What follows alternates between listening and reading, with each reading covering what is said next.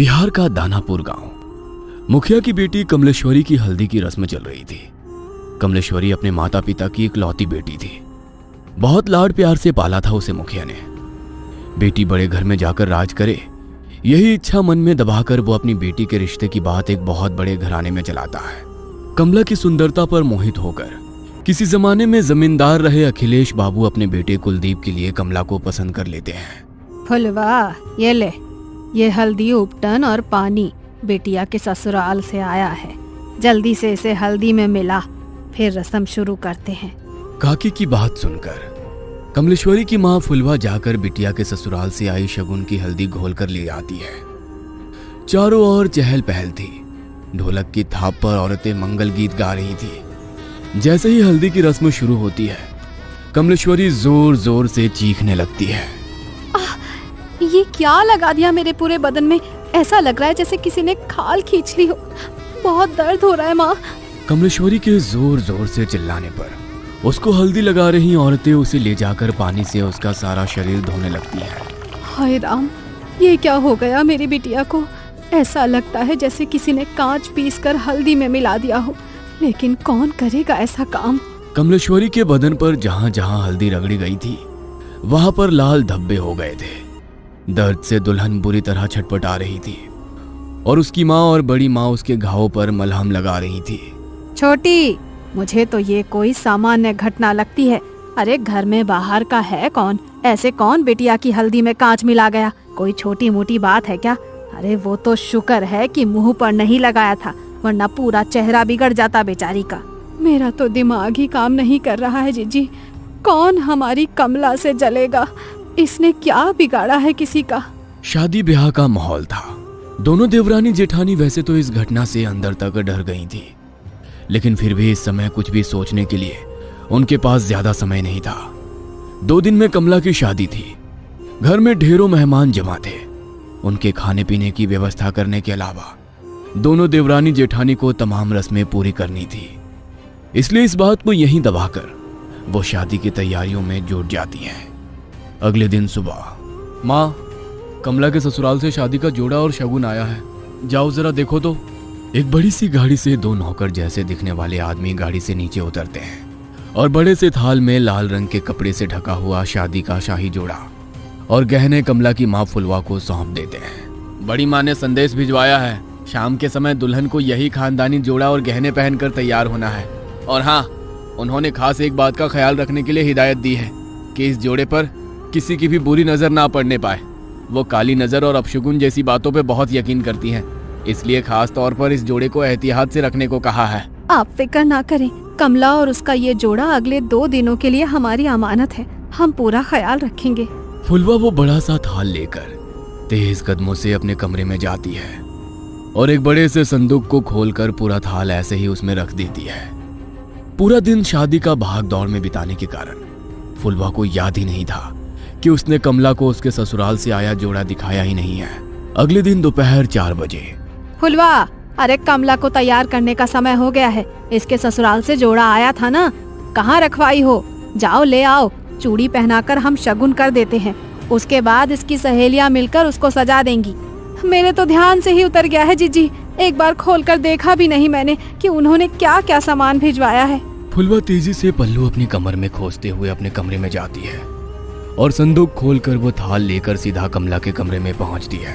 ए छोटी, ये क्या भिजवाया है इसके ससुराल वालों ने? अरे दिमाग तो ठिकाने पर है। ये लाल रंग के शगुन के जोड़े के साथ काले रंग की चूड़ियां कौन भिजवाता है? अरे ये तो अपशगुन होता है। कहने को तो इतने बड़े लोग हैं, लेकिन क्या यही समझदारी है इन ऊंची हवेली वालों की? अरे नई दुल्हन को काली चूड़ियां कौन पहनाता है भला? हाँ जीजी, ये सब मैं क्या जानूं। अब इसके ससुराल से आया है तो मैंने तो ऐसे का ऐसा ही उठाकर संदूक में बंद कर दिया था जीजी। अब हो सकता है बड़े लोग हैं, उनके कुल में कोई परंपरा हो नई दुल्हन को काली चूड़ी पहनाने की। अरे आधी जिंदगी बीत गई है हमारी, हमने तो कभी नहीं देखा कि किसी दुल्हन के लिए ससुराल से काले रंग का जोड़ा या चूड़ियां आई हो।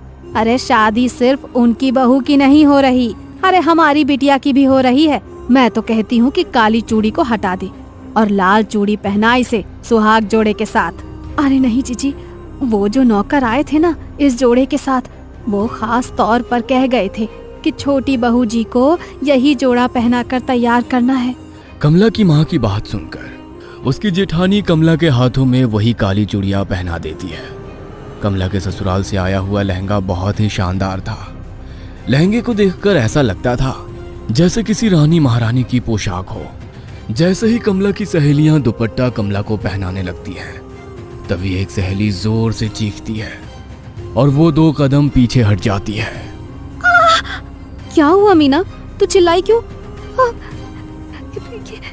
ये देख, तेरे दुपट्टे का एक कोना गायब है।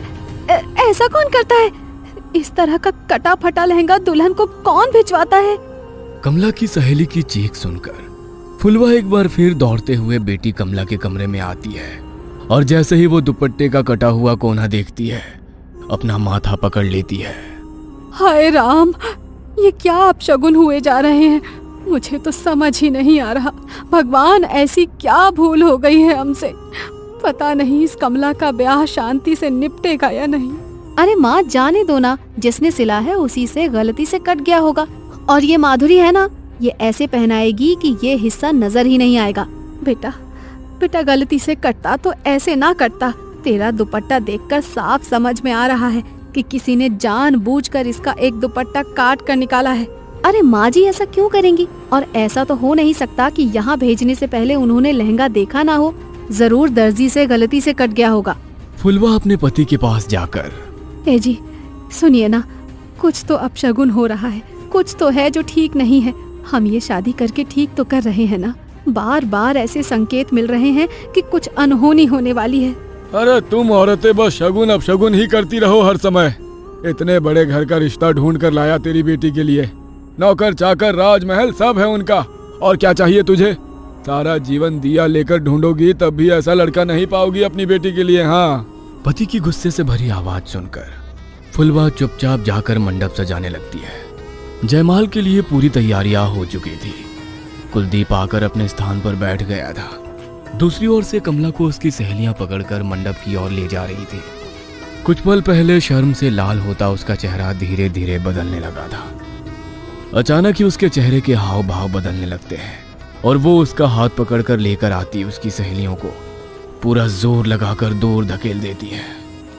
देखते देखते खूबसूरत तरीके से सजे अपने बालों को नोच नोच कर वो बाहर निकालने लगती है और जोर जोर से चीखने लगती है। कमला बेटा, होश में आ, क्या हुआ है तुझे? कमला बिटिया, अरे बेटा बोल ना, क्या हुआ है? तू ऐसे क्यों चीख रही है? बोल तो। मुझे बहुत दर्द हो रहा है माँ, कुछ है मेरे बालों में, कुछ है इसमें। बेटी के इतना कहते ही उसकी माँ और बड़ी माँ तेजी से उसके बालों को खोलकर कुछ देखने लगती है। तभी बालों का एक बहुत बड़ा सा गुच्छा जमीन पर गिरता है, जिसे देखकर फुलवा की चीख निकल जाती है। बड़ी माँ कमला के बालों को देखती है तो पाती है कि सर के एक हिस्से के बाल पूरी तरह से गायब हो गए हैं और वहां पर एक गोल घेरा जैसा बन गया है। अरे ये कैसे हो सकता है? अरे ऐसे कैसे अपने बाल टूटकर जमीन पर गिर पड़ते हैं? किसी की काली नजर लगी है हमारी बच्ची की खुशियों को। अरे इतनी सारी बातें एक साथ होना कोई संयोग नहीं हो सकता। कमला अभी भी घबराकर अपनी माँ के गले लगी हुई थी और जोर जोर से रो रही थी। फुलवा, बिटिया को ले जाओ और जाकर इसका हुलिया ठीक करो और फिर से जयमाल के लिए लेकर आओ। समय निकला जा रहा है, दामाद जी इंतजार कर रहे हैं। पता नहीं, लगता है आज का मुहूर्त ही गलत है। आप बिल्कुल भी फिक्र मत करिए बहन जी, कमला अब सिर्फ आपकी जिम्मेदारी नहीं है, वो हमारे घर की बहू भी है। मैं समझ सकती हूँ कि उसके ऊपर इस घटना का कितना बुरा प्रभाव पड़ा है। हमसे जो संभव हो सकेगा हम वो सब करेंगे, लेकिन फिलहाल मुहूर्त निकला जा रहा है। शुभ मुहूर्त पर शुभ काल कर लेते हैं। बाकी बिटिया की मानसिक स्थिति का हम हवेली में पूरा ख्याल रखेंगे और हाँ, बात को ऐसे ही जाने नहीं देंगे। आप बेफिक्र रहिए। अपनी सास शशि की बातें सुनकर कमला थोड़ी शांत हो गई थी।